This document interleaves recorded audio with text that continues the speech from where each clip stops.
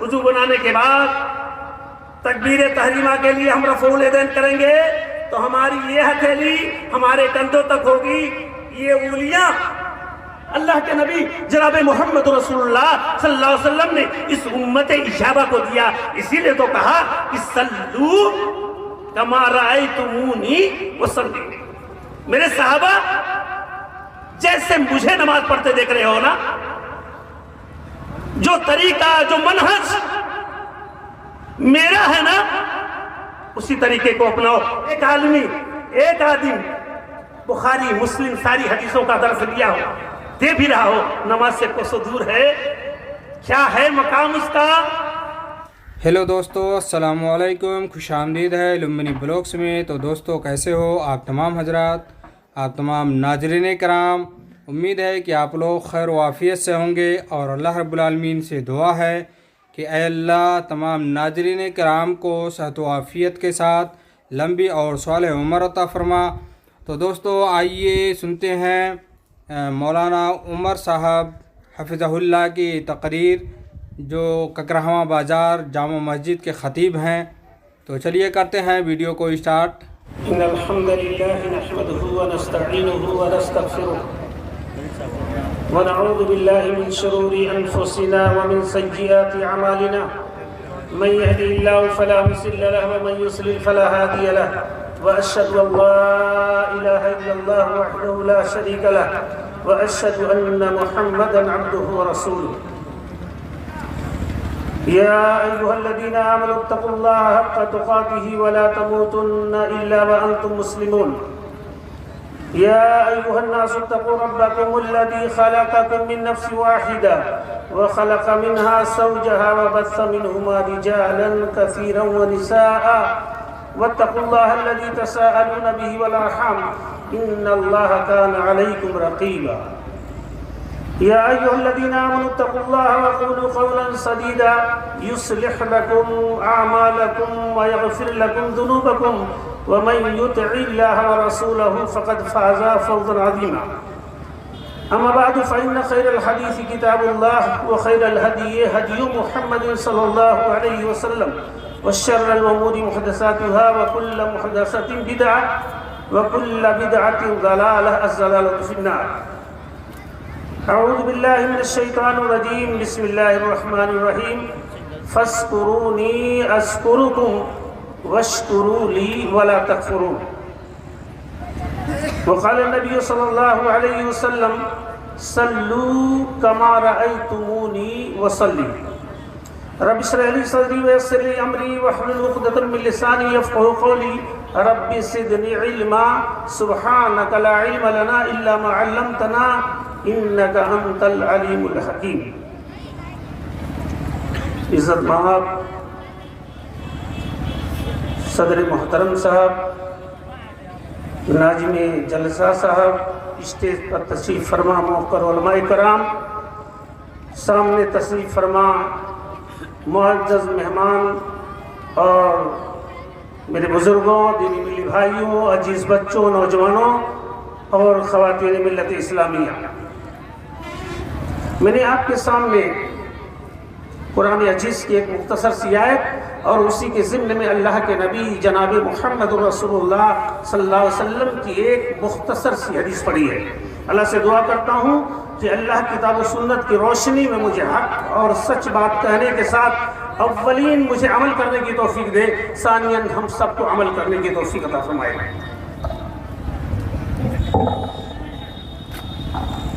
اللہ رب العالمین نے جو آیت میں نے آپ کے سامنے پڑھی ہے کہ فاذکرونی اذکرکم، اے کائنات کے باسیوں تم میری یاد کرو، مجھے یاد کرو، میرا ذکر کرو. اذکرکم، میں تمہیں یاد کروں گا. اگر تم مجھے یاد کرو گے تو میں یاد کروں گا. واشکروا لی ولا تکفرون، اور اگر میری دی ہوئی نعمتوں کی قدر کرو گے تو میں بڑھاتا رہوں گا. جو نعمتیں میں نے تمہیں ودیت کی ہیں، تمہیں سپرد کی ہیں، تمہارے حوالے کی ہیں، ان نعمتوں کی قدر کرو گے تو میں اپنی ان نعمتوں کے اندر اضافے کروں گا۔ اللہ فرماتا ہے لئن شکرتم لازیدنکم ولئن کفرتم ان عذاب لشدید، کہ میری دی ہوئی نعمتوں کی شکر گزاری کرو گے نا، لازیدنکم تو البتہ ضرور میں اس میں بڑھوتری کرتا رہوں گا، ولئن کفرتم اگر میری دی ہوئی نعمتوں کی ناقدری کرو گے تو اتنا جانو کہ ان عذاب لشدید، کہ میرا عذاب، میری گرفت بڑی سخت ہے۔ اللہ رب العالمین کا ذکر کا سب سے بہترین طریقہ وہ نماز ہے۔ اللہ کے نبی جناب محمد رسول اللہ صلی اللہ علیہ وسلم نے بیان فرمایا کہ بندہ اپنے رب سے سب سے زیادہ قریب کب ہوتا ہے؟ جب وہ حالت سجدہ میں ہوتا ہے۔ ایسا ہوتا نا فَإِنَّهُ يُنَاجِي رَبَّهُ، گویا وہ اپنے رب سے رازدارانہ گفتگو کرتا ہے۔ میں اسی نماز کے تعلق سے، نماز میں کیا پڑھی جائے، کیسے پڑھی جائے، نبی نے کیا طریقہ بتلایا ہے اس سنت اجابہ کو، اس پر میں بحث کروں گا۔ اور شیخ محترم سے آپ نے سن لیا ہے کہ 30 سے 35 منٹ، میں اس سے 1 سیکنڈ بھی آگے نہیں ہوں گے انشاءاللہ۔ اللہ کے نبی جناب محمد رسول اللہ صلی اللہ علیہ وسلم نے کیا فرمایا کہ صلو کما رأیتمونی اصلی، اے لوگوں، اے میرے صحابہ، اے میرے امت کے افراد، تم ویسے ہی نماز پڑھو جیسے تم مجھے نماز پڑھتے ہوئے دیکھ رہے ہو۔ جیسا میرا قیام ہے، جیسا میرا قعود ہے، جیسا میرا رکوع ہے، جیسا میرا سجود ہے، اسی طرح سے تمہاری نماز ہونی چاہیے۔ اگر اس کنڈیشن کی ہوئی تو یہ سمجھ لو کہ عند اللہ وہ نماز مقبول ہوگی، اگر ایسی نہیں ہے تو نماز مقبول نہیں۔ میں ایک حدیث حضرت ابو ہریرہ رضی اللہ تعالیٰ عنہ کی آپ کے سامنے رکھتا ہوں۔ ابو ہریرہ رضی اللہ تعالیٰ عنہ بیان فرماتے ہیں کہ ایک آدمی صحابی رسول میں سے مسجد میں داخل ہوئی، ان رجلا دخل المسجد ورسول اللہ صلی اللہ علیہ وسلم جالس فی ناحیۃ المسجد، صحابی مسجد میں داخل ہوئے، اللہ کے نبی ایک گوشے میں بیٹھے تھے، فصلی، داخل ہونے والے صحابی نے 2 رکعت نماز پڑھی، ثم جاء فسلم علیہ، نماز پڑھنے کے بعد آنے کے بعد انہوں نے اللہ کے نبی جناب محمد رسول اللہ صلی اللہ علیہ وسلم سے سلام کیا۔ فقال له رسول اللہ صلی اللہ علیہ وسلم وعلیک السلام ارجع فصلی فإنک لم تصلی، سلام کا جواب دے دیا میرے نبی نے، اور فوراً یہ کہہ دیا کہ جاؤ پھر سے نماز پڑھو، تمہاری نماز نہیں ہوئی، یعنی تم اپنی نماز کا اعادہ کر لو، لوٹاؤ۔ صحابی گئے، پھر نماز پڑھی، آئے، سلام کیا، اللہ کے نبی نے پھر کہا کہ جاؤ تم نماز پڑھو، تمہاری نماز نہیں ہوئی۔ حدیث کے الفاظ ہیں فی الثالثہ او فی التی بعدہا، تیسری مرتبہ اللہ کے نبی نے لوٹا دیا، ایک روایت کے مطابق 4تھی مرتبہ لوٹا دیا، کہا جاؤ نماز پڑھو، تمہاری نماز نہیں ہوئی۔ صحابی رسول پشو پیش میں ہوئے۔ ایک حدیث ہے، کہا کیا والذی بعثک بالحق ما احسن غیرہ، اے اللہ کے نبی، جس اللہ نے آپ کو نبی برحق بنا کے بھیجا ہے نا، میں اس سے اچھا طریقہ نماز پڑھنے کا نہیں جانتا، فعلمنی یا رسول اللہ، اے اللہ کے نبی لہذا آپ مجھے نماز پڑھنے کا طریقہ بتا دیں۔ دیکھیے ایک درس ہے، ایک محاضرہ میں درس دے رہا ہوں، میں ایک مدرس تھا کسی زمانے میں، آج نہیں ہوں، لیکن وہی اسلوب، وہی انداز جو ایک درس و تدریس کا تھا وہی ہے، میں کوئی خطیب نہیں ہوں۔ کہا والذی بعثک بالحق ما احسن غیرہ فعلمنی یا رسول اللہ، اے اللہ کے نبی جس نے آپ کو نبی برحق بنا کے بھیجا ہے، میں اس سے اچھا طریقہ پڑھنے کا نہیں جانتا، لہذا آپ مجھے جو نماز کا طریقہ ہے وہ بتا دیجئے۔ زیادہ دور نہیں جانا، بس یہ سمجھو اللہ کے نبی جناب محمد رسول اللہ صلی اللہ علیہ وسلم نے کہا اذا قمت الى الصلاة فاسبغ الوضوء، اذا قمت الى الصلاة اذا اردت الى الصلاة، جب تم نماز پڑھنے کا ارادہ کر لو تو اکمال وضو کر لو، اتمام وضو کر لو، اسباغ وضو کر لو۔ اور وضو کا طریقہ کیا ہے؟ مرتن واحدہ، مرتین و ثلاث مرات، 3 روایتیں ہیں کہ ایک مرتبہ یہاں سے یہاں دھلے گا، اس کے بعد مزمزہ ہوگا، کلی کرنا۔ مزمزہ کہتے کیا ہے؟ ادار الماء فی داخل الفم، پانی منہ میں لو، اس کو گھماؤ، اس کے بعد کلی کرو۔ کتنی مرتبہ؟ 3 مرات۔ اس کے بعد استنشاق ہے، استنثار ہے، ناک میں پانی ڈال کے جھاڑو۔ روایتیں 2 طرح کی ہیں، ایک ہی پانی سے کلی بھی کر سکتا ہے، ناک میں پانی بھی ڈال سکتا ہے، سمجھتے ہو نہیں؟ لیکن 3 مرتبہ یہ ہے اسباغ وضو۔ ایک مرتبہ بھی وضو کر لو ہو جائے گا، 2 مرتبہ کر لو وضو ہو جائے گا، یعنی سارے اعضاء کو 2 مرتبہ، 1 مرتبہ دھل لو اور 3 مرتبہ دھل لو، وضو ہو جائے گا، سمجھتے ہو نہیں؟ اسباغ وضو کرو، وضو مکمل ہو جائے۔ آج کل دیکھا ہے آپ نے کہ آدمی کو سر کا مسح کرنا ہوتا ہے نا، یہیں سے لے جاتا ہے، گردن کی مسح کرتا ہے۔ میرے نبی کا طریقہ کیا تھا؟ بدأ بمقدم راسہ حتی ذهب بہما الی کفاہ۔ نبی جب سر کا مسح کرتے تھے نا تو اپنے ایسے دیکھیے، منبت الشعر جو ہوگا نا، بال کے اگنے کی جو جگہ ہوگی نا، وہیں سے سر کا مسح کرے گا، ایسے لے جائے گا یہاں تک، گردن نہیں۔ کوئی روایت نہیں ملتی جو صحیح طرح سے ثابت ہو۔ اس کے بعد یہاں، سمجھتے ہو نا؟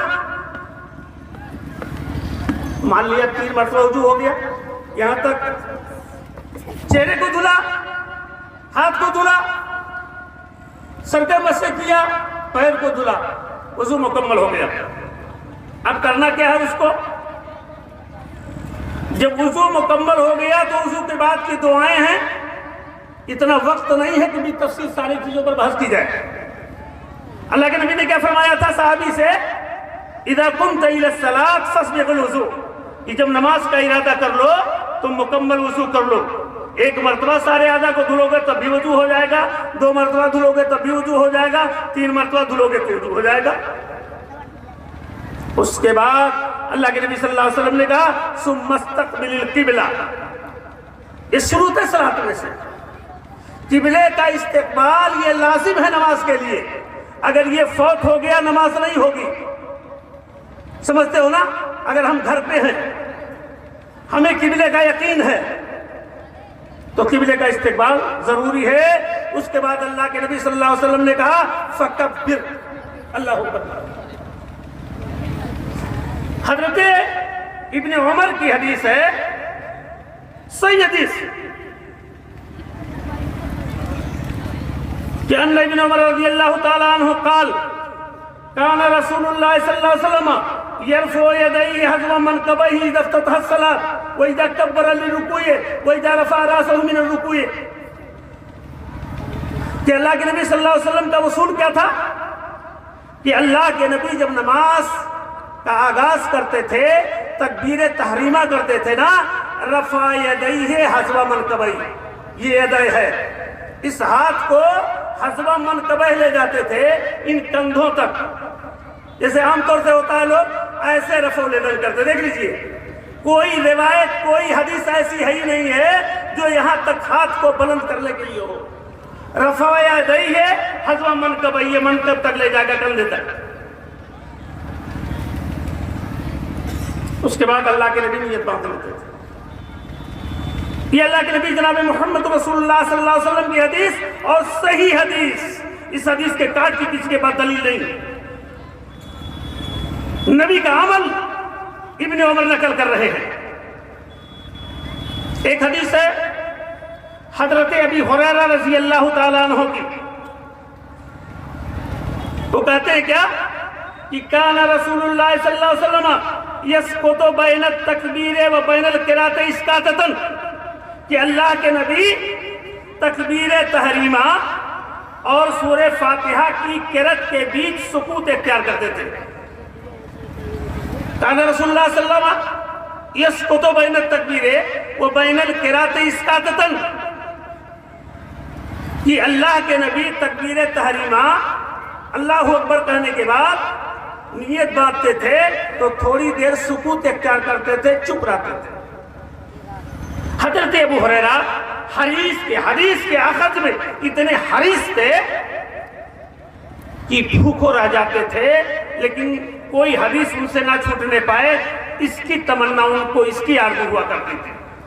حضرت ابو ہریرہ رضی اللہ تعالیٰ عنہ نے پوچھا، کیا کہا؟ فَقُلْتُ بِأَبِي وَأُمِّي یا رسول اللہ اسقاطُکَ بین التکبیر و بین القراءۃ ما تقول، کہ اللہ کے نبی جو تکبیر تحریمہ اور قرأت فاتحہ کے بیچ آپ سکوت اختیار کرتے ہیں، چپ رہتے ہیں، آپ پڑھتے کیا؟ سمجھتے ہو نا بھائی؟ ہم بھی چپ رہتے ہیں، ہم کیا پڑھتے ہیں؟ کیا ہم کوئی دوسری چیز پڑھتے ہیں یا نبی محترم جناب محمد رسول اللہ صلی اللہ علیہ وسلم نے جو پڑھی ہے، وہ بتائی ہے، اس کو پڑھتے ہیں؟ تو اللہ کے نبی صلی اللہ علیہ وسلم نے کہا، اقول، ابو ہریرہ تم پوچھتے ہو نا، تو میں کہتا ہوں تکبیر تحریمہ اور سورہ فاتحہ کی قرأت کے بیچ کیا کہتا ہوں؟ اللہم باعد بینی و بینا، یاد ہے نا؟ یاد ہے نا بھائی؟ اقول، میں کہتا ہوں اللہم باعد بینی و بین خطایایا کما بعدت بین المشرق والمغرب۔ میں کہتا ہوں، کیا کہتا ہوں؟ اے اللہ رب العالمین، تم میرے اور میرے خطاؤں کے بیچ اتنا ڈسٹنس پیدا کر دے، اتنی دوری پیدا کر دے، کما بعدت بین المشرق والمغرب، جتنی دوری، جتنا علاقہ، جتنا فاصلہ اے اللہ رب العالمین تو نے مشرق اور مغرب کے بیچ کی ہے، اس میں میرے اور میرے خطاؤں کے بیچ۔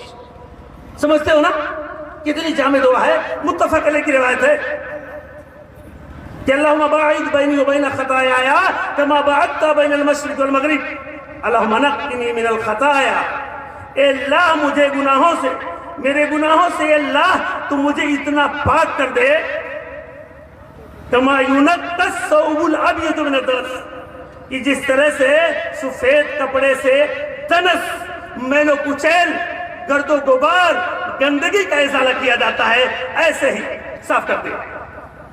اور کیا کر دے؟ وَنَقِّنِي مِنَ الْخَطَايَا، وَنَقِّنِي مِنَ الْخَطَايَا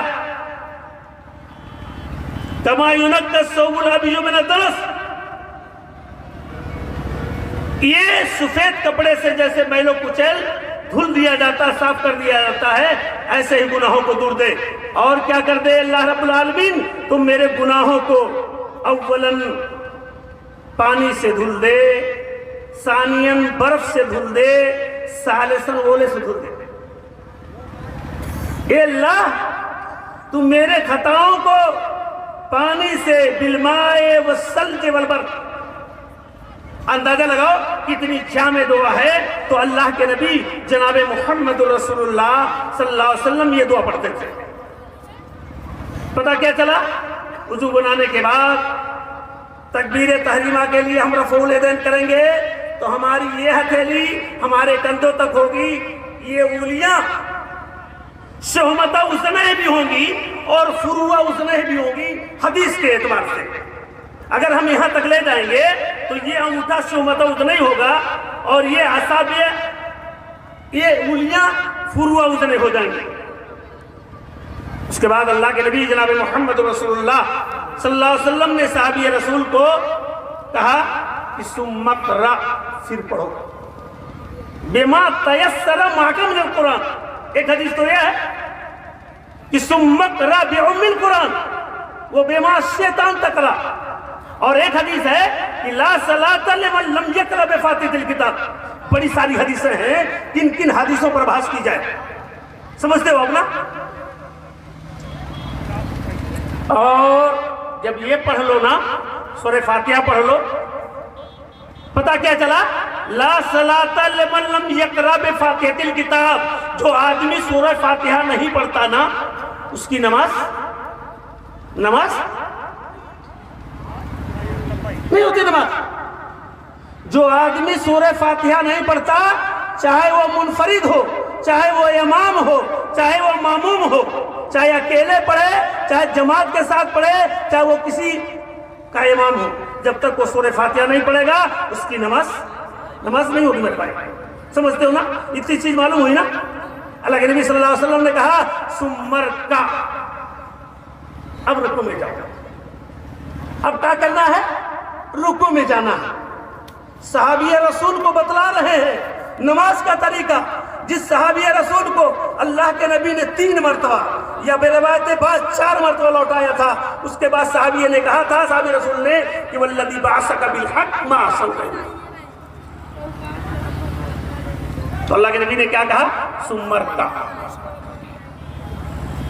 حدیث حضرت عائشہ صدیقہ رضی اللہ تعالی عنہ کی حدیث ہے کہ کان رسول اللہ صلی اللہ علیہ وسلم یستفتح الصلاۃ بالتکبیر والقراءۃ بالحمدللہ رب العالمین، کہ اللہ کے نبی صلی اللہ علیہ وسلم اپنی نماز کا آغاز تکبیر تحریمہ سے کرتے تھے اور قرأت کا آغاز سورہ فاتحہ سے کرتے تھے۔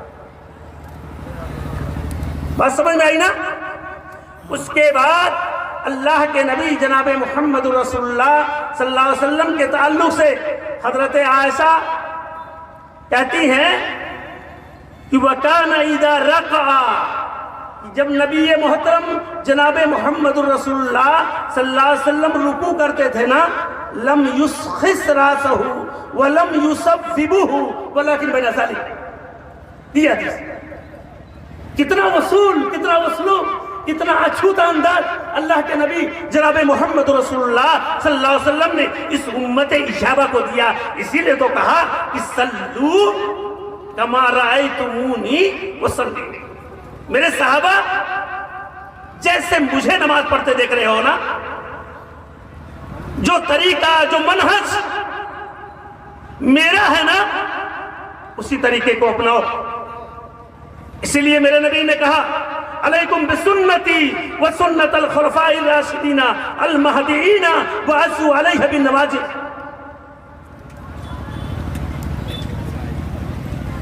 عائشہ کہتی ہے کہ وَكَانَ إِذَا رَكَعَ، میرے نبی جب رکوع میں جاتے تھے نا، لم يسخس راسه ولم يصوبه۔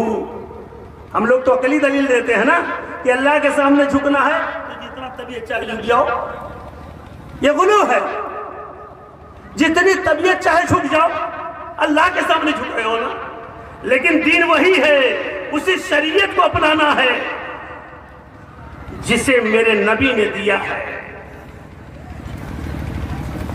اسی لیے میرے نبی نے حجۃ الوداع کے موقع پر کہا تھا خذوا عنی مناسککم، جو ارکان حج کا طریقہ میں نے دیا ہے اس طریقے کو فالو کرو، اس کو اپناؤ۔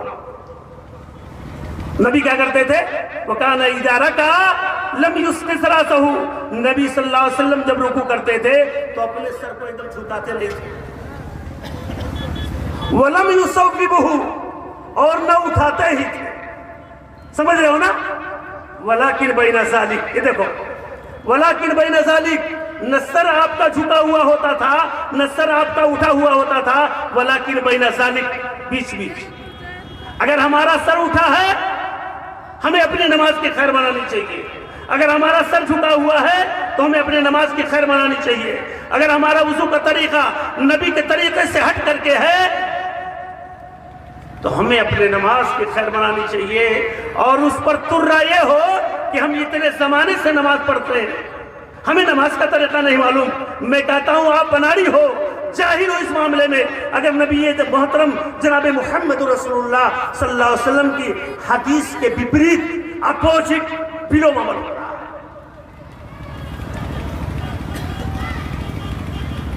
تو نبی کا طریقہ کیا تھا کہ نبی جب رکوع میں جاتے تھے تو نہ سر جھکاتے تھے نہ سر اٹھاتے تھے، ولیکن بین ذالک، یہ طریقہ ہوتا ہے۔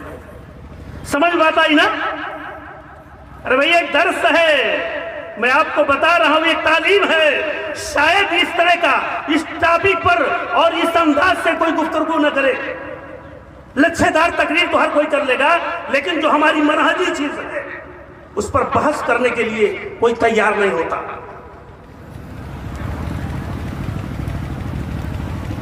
اللہ کے نبی جناب محمد رسول اللہ صلی اللہ علیہ وسلم کی حدیث کے راوی ابن عباس کہتے کیا ہیں کہ اللہ کے نبی جناب محمد رسول اللہ صلی اللہ علیہ وسلم نے کہا کہ اللہ رب العالمین نے مجھ کو حکم دیا ان اسجد علی سبعۃ عاصم، ان اسجد علی سبعۃ عاصم علی الجبہہ واشار بیدہ الی عنفہ. حدیث کے الفاظ ہے نبی محترم جناب محمد رسول اللہ صلی اللہ علیہ وسلم بیان فرماتے ہیں کہ اللہ رب العالمین نے مجھے 7 اعضاء پر سجدے کرنے کا حکم دیا ہے، اور بتایا کیا کہ صلو کما رأیتمونی وصلی. جو مجھے حکم دیا گیا میری امت کو حکم دیا گیا، اور تا قیامت یہ حکم باقی رہے گا، اس میں سنشودھن نہیں ہو سکتا. اللہ کے نبی نے کیا کہا کہ مجھے 7 اعضاء پر 7 ہڈیوں پر سجدے کا حکم دیا گیا. پہلی چیز جو بتائی علی الجبہہ، پیشانی.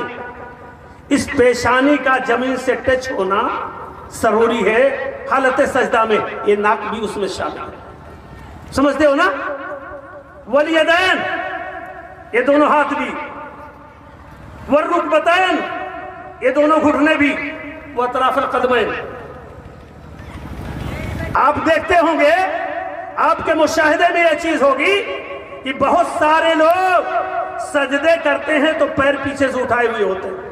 آپ غور کرو، کبھی میرے مشاہدے میں ہے، میں نے دیکھا. یہ ہو سکتا ہے کہ آپ کے مشاہدے میں یہ چیز نہ ہو. یہ میرے نبی کی حدیث ہے، بڑی پیاری حدیث، ہماری زندگیوں میں انقلاب لانے والی حدیث، ہماری زندگیوں میں انخار لانے والی حدیث.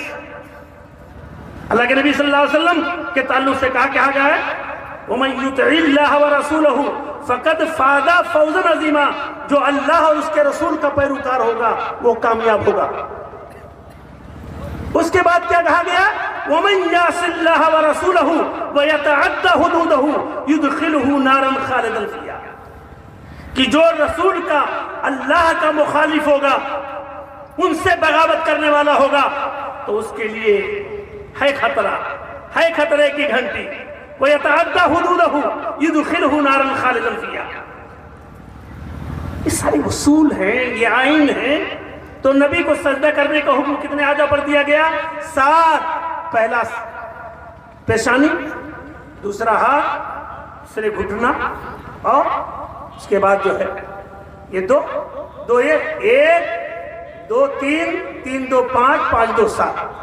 بات سمجھتے ہو نا. ان اعضاء پر اللہ کے نبی جناب محمد رسول اللہ صلی اللہ علیہ وسلم کو سجدہ کرنے کا حکم دیا گیا. اللہ کے نبی صلی اللہ علیہ وسلم نے کہا سمر کا. دیکھو صحابی کو نماز کا طریقہ بتا رہے ہیں میرے نبی. کہا سمر کا، پھر رکوع میں جاؤ. حتی تطمئن راکعا، پورے اطمینان کے ساتھ رکوع کرو. رکوع کیسے کرے گا آدمی؟ نہ سر نیچا ہوگا نہ اوپر، ولیکن بین ذالک. اور رکوع کرے گا تو حتی تطمئن راکعا، ایسا نہیں ہوگا کہ رکوع میں گیا اٹھ گیا. اطمینان. اسی لیے اللہ کے نبی جناب محمد رسول اللہ صلی اللہ علیہ وسلم نے صحابی کو لوٹایا تھا. تمانیت اس نے اختیار نہیں کی تھی، اطمینان کے ساتھ وہ نماز نہیں پڑھ رہا تھا. جلدی جلدی نماز پڑھ کر آ کر کے سلام کرتا تھا. اس لیے اللہ کے نبی نے لوٹایا. کہا تھا تطمئن راکعا، یہاں تک کہ اطمینان سے رکے. حدیث ہے حضرت عائشہ صدیقہ رضی اللہ تعالیٰ عنہ کی، نبی کے عمل کو نقل کرتی ہیں. کہتی کیا ہیں کہ اللہ کے نبی کا معمول تھا کانا یکسر ان یقول فی رکوعہ. اللہ کے نبی اپنے رکوع میں اکثر کہتے تھے کانا استمرار کو چاہتا ہے، تسلسل کو چاہتا ہے. کہ اللہ کے نبی اپنے رکوع میں اکثر کہتے تھے سبحانک اللہم ربنا و بحمدک اللہم اغفر لی. شاید کم لوگوں کو یاد ہو، شاید، یہ مجھے کنفیڈنس نہیں ہے اس لیے میں شاید کہہ رہا ہوں. یہ میرے نبی رکوع میں پڑھتے تھے، یہ اس امت کو میسج دے کر کے گئے، بتا کے گئے. اور حضرت عائشہ صدیقہ رضی اللہ تعالیٰ عنہ اس حدیث کی راویہ ہیں کہ نبی صلی اللہ علیہ وسلم اپنے اکثر رکوع میں یہی کرتے تھے. کیا کہتے تھے؟ سبحانک اللہم ربنا. میں پاکی بیان کرتا ہوں، یہ اللہ تیری پاکی بیان کرتا ہوں، اے ہمارے رب، تیرے حمد کے ساتھ تیری پاکی بیان کرتا ہوں. اللہم اغفر لی، اللہ تو میری مغفرت فرما دے. سمجھتے ہو نا؟ اللہ کے نبی صلی اللہ علیہ وسلم نے کہا ثم ارفع. پھر صحابی رسول کو حکم دیا کہ رکوع سے اپنے سر کو اٹھاؤ. اٹھانے کے بعد کیا کہا؟ حتی تطمئن قائما، یا حتی تستوی قائما، حتی تعتدل قائما، حتی یرجع الیدام مکانہ. یہ ساری حدیثیں ہیں، اس طرح کی روایتیں ہیں. اس طرح سے کھڑے ہو جاؤ کہ ساری ہڈیاں اپنے اپنے مکان کو ایکسپٹ کر لیں، اپنی اپنی جگہ آ جائیں. سمجھ رہے ہو نا؟ پھر کیا کرو؟ ایسا نہیں ہے کہ رکوع سے سر اٹھایا سجدے میں چلے گئے. اطمینان، حتی تطمئن قائما، یا حتی تستوی قائما، یا حتی تعتدل قائما. پوری اعتدال، پوری برابری کے ساتھ کھڑے ہو جاؤ. حدیث کے الفاظ ہیں حتی ترجع العظام مکانہ، ہڈیاں اپنی اپنی جگہ لوٹ کے چلی جائیں. یہ ہے نبی کا طریقہ نماز کا. اگر اس کے اپوزٹ ہماری نماز ہے تو ہماری نماز ردی کے ٹوکری میں ڈالے جانے کے لائق تو ہو سکتی ہے، لیکن قبولیت نہیں حاصل کرتی.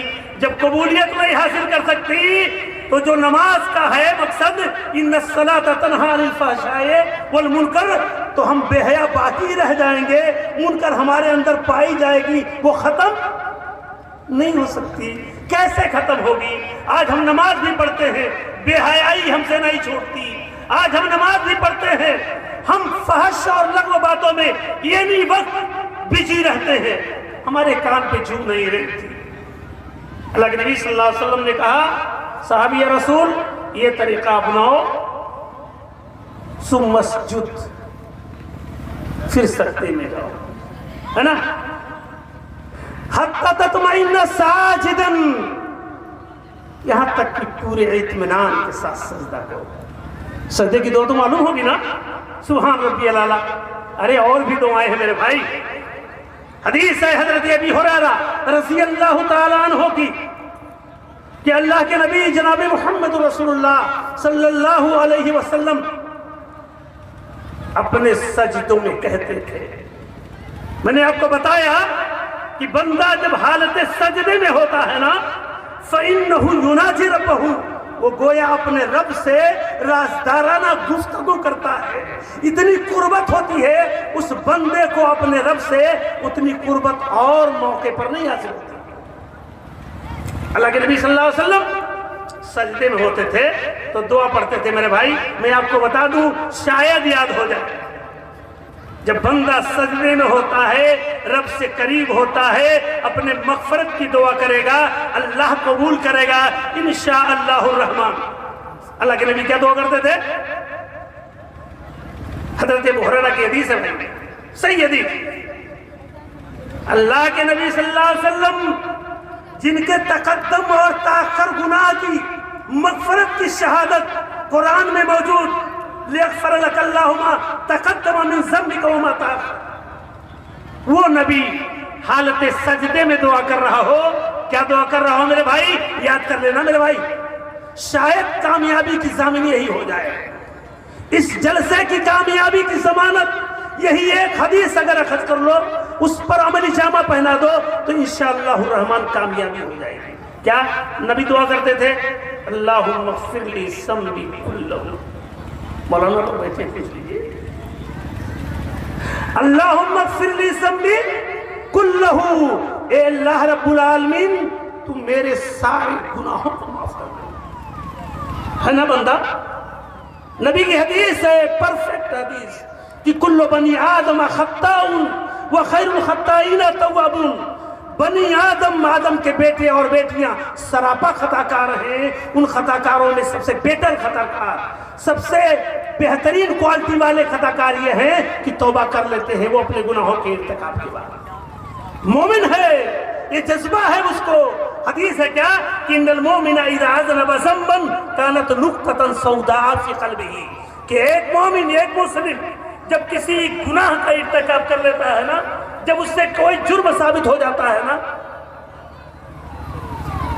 اس کے دل پر ایک رائی کے برابر سیاہ دھبا پڑ جاتا ہے. میرے بھائی صحیح حدیث، ان العبد اذا اذنب ذنبا كانت نقطة سوداء في قلبه فإن تاب. دیکھ لی شرط، دیکھ لیا، ایک گناہ کیا، لاہی جانتے ہو نا، رائی جانتے ہو نا، سرسوں تو عرف عام میں مشہور ہے نا، اتنا بڑا کالا سا دھبا پڑتا ہے.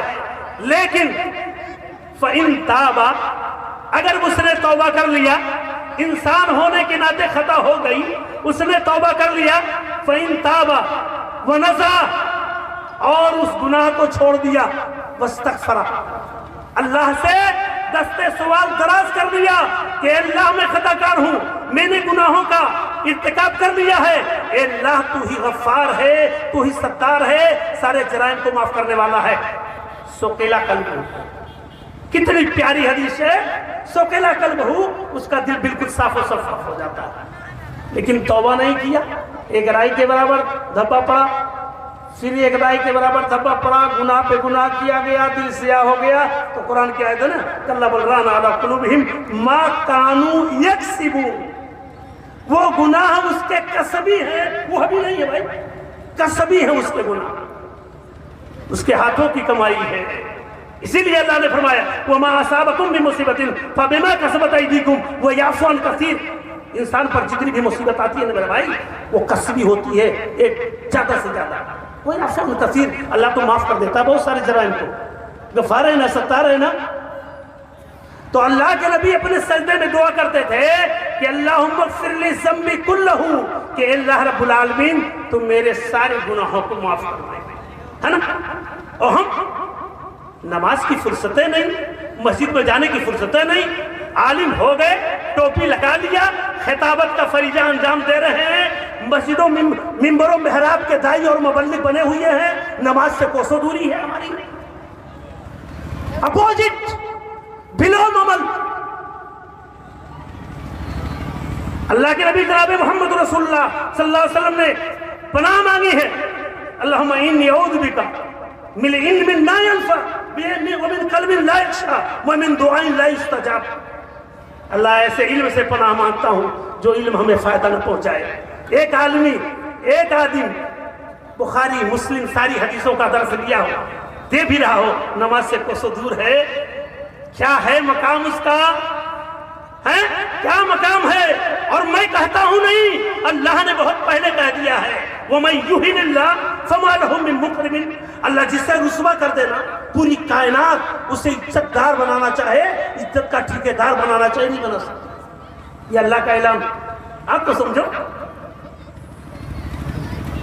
اللہ کے نبی کیا کہتے تھے؟ اللہم اغفر لی ذنبی کلہ، اے اللہ میرے سارے گناہوں کو معاف کر دے. دکھہ یعنی کبیرہ، بڑے بڑے گناہ جس کو میں بڑا سمجھتا ہوں، جو میری نگاہوں میں عظیم ہے، میرے اس گناہ کو بھی معاف کر دے. صغیر دکھ صغیر جل کبیر، میرے چھوٹے چھوٹے گناہوں کو معاف کر دے اللہ، میرے صغائر گناہوں کو معاف کر دے اللہ، میرے کبائر گناہوں کو معاف کر دے اللہ. لیکن میں ایک چیز بتا دیتا ہوں بھائی، سن لو، بات یس اور نو کی ہوتی ہے. صغیرہ گناہ تو اللہ وضو بنانے کے بعد بھی جھاڑ دے گا، لیکن کبیرہ شیخ بلا توبہ کے معاف نہیں ہوتا. ہوتا ہے؟ مجھے تو نہیں معلوم، مجھے ایسی کوئی حدیث نہیں معلوم، نہیں اس میں کوئی نص ہے. میں اپنے علم کی حد تک کہہ رہا ہوں، میں اتنا جانکار بھی نہیں ہوں کہ اللہم اغفر لی ذنبی کلہ، اے اللہ میرے سارے گناہوں کو معاف کر دے. دکھہ وجلہ، چھوٹے چھوٹے گناہوں کو بھی معاف کر، اور بڑے بڑے گناہوں کو معاف کر دے. اولہ آخرہ، اے اللہ جو میں نے پہلے کر رکھا ہے گناہ، اس کی بھی معافی کر دے، اور جو میں بعد میں کروں گا اللہ اس کی بھی توفیق ہمیں گناہ کے ناطے اس کی مغفرت فرما دے. وَعَلَانِيَتَهُ سِرَّهُ، اے اللہ میرے کھلم کھلا گناہوں کو معاف کر دے جو میں نے علل اعلان کیا ہے، علل اعلان کیا ہے. آپ نے حدیث پڑھا ہوگا، سنا ہوگا، اللہ کے نبی جناب محمد رسول اللہ صلی اللہ علیہ وسلم کہ کل امتی معافن الا المظاہرین، میرے امت کے سب لوگ معاف کر دیے جائیں گے لیکن اس کی معافی نہیں ہوگی جو کھلم کھلا جرم کرتا ہے، علل اعلان شرم و حیا دھو کے پی چکا ہے.